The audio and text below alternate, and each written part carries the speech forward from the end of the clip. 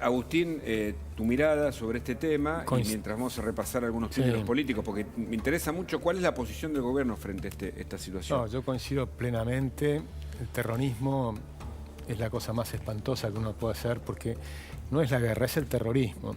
La guerra de guerrillas, por ejemplo, se diferencia del terrorismo. Una persona que a veces tiene un ejército más pequeño que otro, hacen guerras de guerrillas, ¿no? Y luego buscarán negociar en algún momento.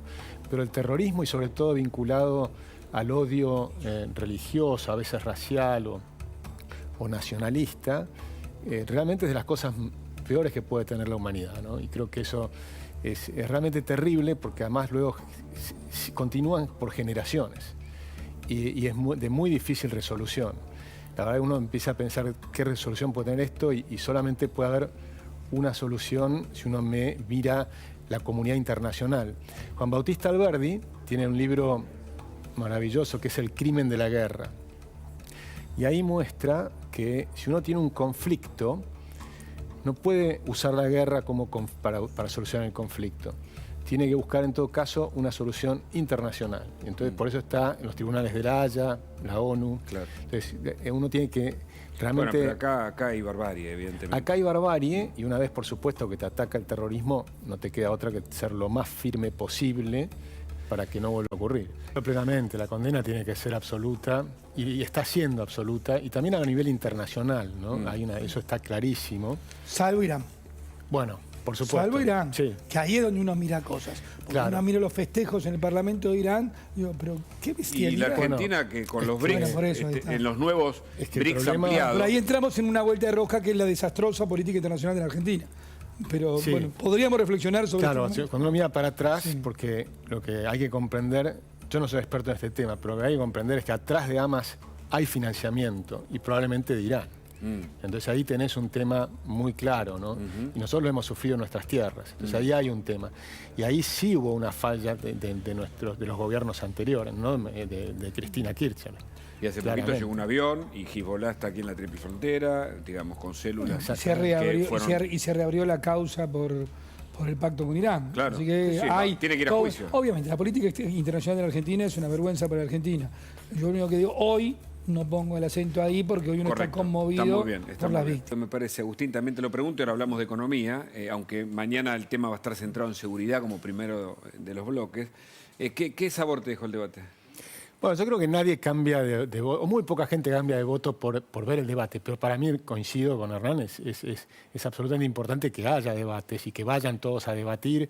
Yo creo que eso es muy importante. Después siempre te queda con un sabor un poco de que te gustaría que se desarrolle por un tema que se desarrolle con por ejemplo, más el económico. Por ejemplo, el económico, o por ejemplo el de educación. Por ejemplo, estaba hablando recién de los vouchers. A mí me encantaría poder hablar de educación y que se comprenda que, por ejemplo, un voucher no afecta en nada a una aldea rural, porque solamente se utilizan... ¿Vos estás a favor de los vouchers? Pero claro, pero yo creo que cualquier persona que lo estudie va a estar a favor.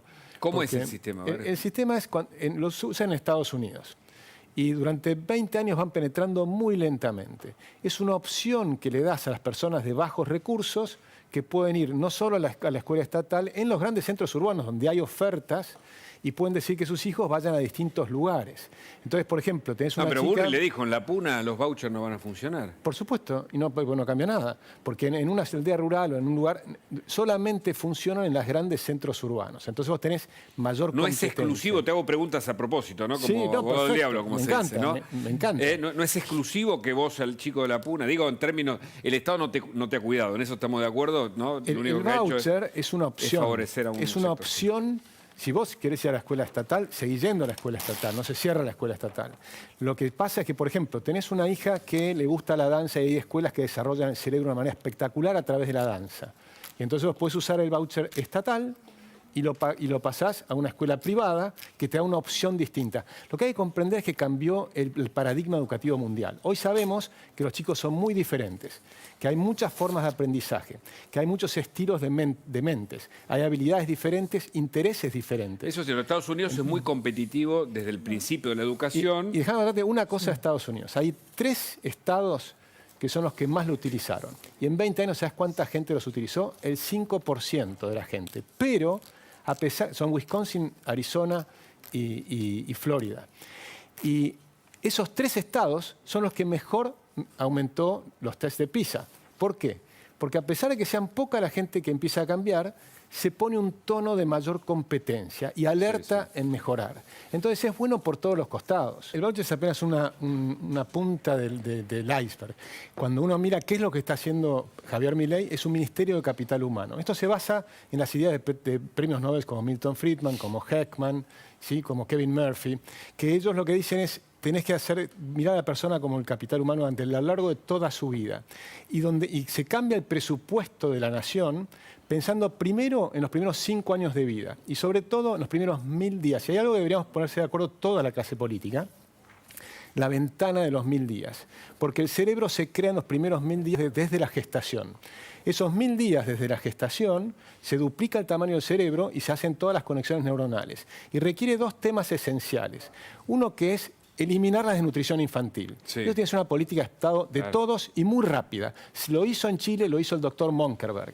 O sea, se puede hacer acá. Acá Belalbino está trabajando. Acá Belalbino trabaja en eso, pero tiene que ser una política de Estado y tiene que eliminarse en muy pocos años y deberían estar todos los partidos políticos. Malnutrición infantil, es gravísimo. Exacto. Y junto con eso, la estimulación temprana. Correcto. Que es un tema cultural de las madres que hay que acompañarlas para que comprendan la importancia que tiene eso. Y luego los siguientes 3 años. Correcto. Esos son los primeros 5 años, son clave. Es decir, también el jardín de infantes y demás. Es toda una concepción de cómo gastar el dinero del Estado para que tenga la mayor eficacia posible en cambiar muy rápidamente, o lo más rápidamente posible, porque todos son temas muy largos. Sí. Estás hablando, un proceso Ahora, educativo son 20 años. Volvamos a la educación, a la economía, tras hablar un poco de educación, porque el dólar está a 8.80, muchos dicen que empieza la semana 1000.